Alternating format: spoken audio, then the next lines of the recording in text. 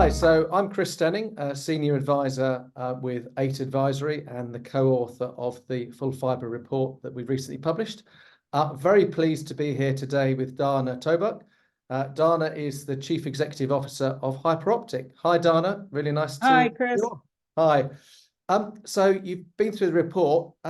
Please tell me what struck you from it. What did you take from it? Yeah, I mean, I think the report is a really helpful overview of the retail market for ISPs and obviously the role of the top 5. And then on the kind of network side, I think there's an opportunity to understand that it's not all the ISPs on all of the networks. So the key thing is, and maybe this is as an entrepreneur, is, where's the opportunity? Where do you actually find the good stuff? And I think it's quite interesting because Hyperoptic's been going for 14 years now. And for me, Hyperoptic and my previous company, B, it's always been about where is that inclination point where you can make a difference and find an opportunity. So I think what was really key about the report is just that understanding of what the ISP market looks like in terms of the amount of money going into the marketing side, and then also recognizing the dynamics, the fun of the UK marketplace of Virgin and Openreach. I mean, I don't know if Virgin wants to be called an altnet or not, but couldn't just completely ignore them from the report itself. But I think it's helpful to get that overview so that people unfamiliar with the marketplace can appreciate the intricacies of the UK market. Brilliant, thank you. So what's your sort of view? Obviously, Hyperoptic are slightly different, but why the altnet penetration is so low relative to BT and BT Openreach? The altnet community is split in 2, which you talk about in your report. They're the ones who are wholesalers, so like CityFibre and Netomnia, not included. I mean, they do have UFibre, but what I mean by that is people whose business model is about looking to get one of the big 4 or 5, depending upon if we see Virgin as a player, if you will, in the ISP wholesaling market. And the amount of market share you can have is really dependent upon who you're able to get as anchor tenants. So if you look at the case of CityFibre, they've been successful with both Vodafone and TalkTalk, but of the big 5, they are the smaller players of the big 5. So to a certain extent, they won't have had the opportunity to move as many people from BT's copper network onto their fiber network because those players didn't have as high of a market share as BT and Sky do and Virgin in the areas where Virgin is. So I think the wholesalers are going to be dependent upon who they can sign those wholesaler agreements with. And I think there's a larger discussion of whether BT would ever be willing to offer service over anyone's network. And at least for the moment, Sky has not, and nor has Virgin. So I think from that perspective is one of the main reasons why we chose to be vertically integrated.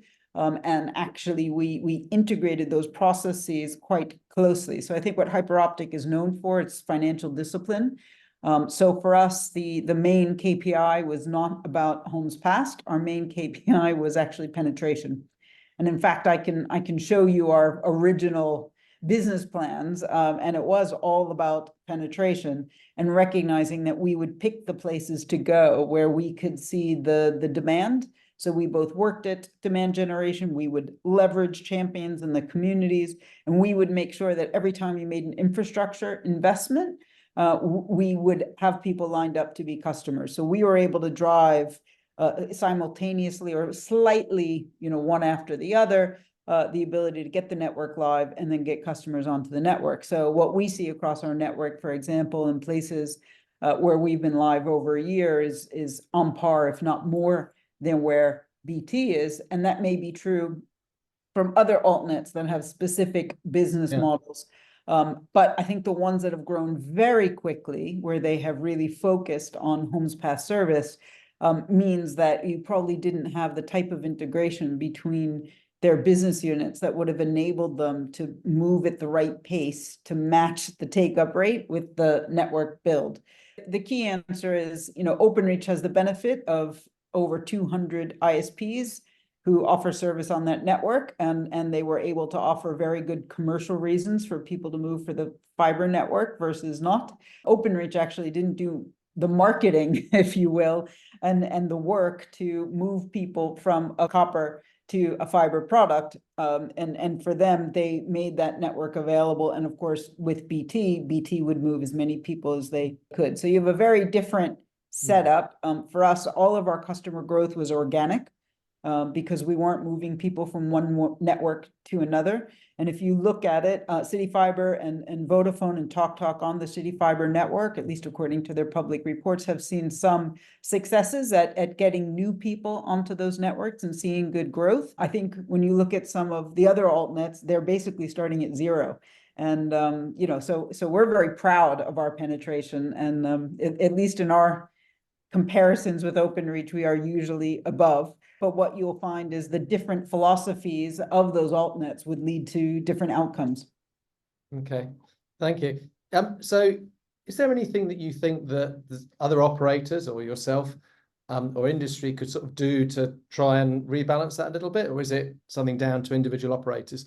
It really is down to operators. I think what is bad for the industry is lowering prices solely to get customers.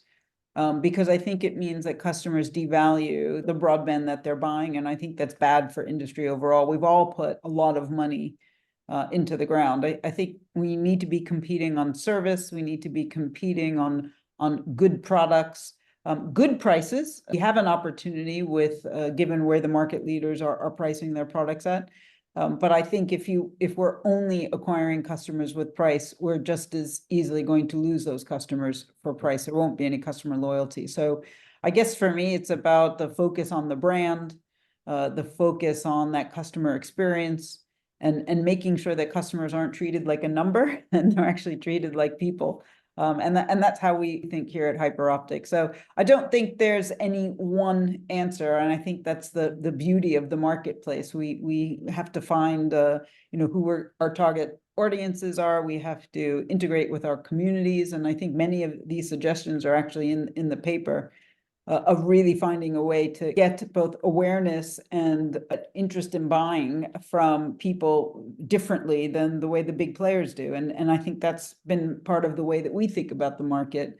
We visit our buildings, we make sure we engage with the concierges, with the sales and marketing suite. So we have that ability. Now it gets harder as you scale, don't get me wrong. If it wasn't hard, everyone would do it. So, we're really pleased with how we've been able to integrate both of those things, which is building the network and getting customers.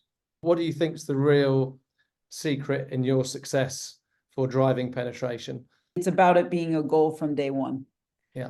Every decision that we make about infrastructure, so whether that is putting kit in a building or building what we call a hyperzone, so an area, we are really thoughtful about the demand in that area, whether there is competition, can we make a difference in the product that we're offering, and we ensure that we are continually working with the communities to ensure that we build awareness.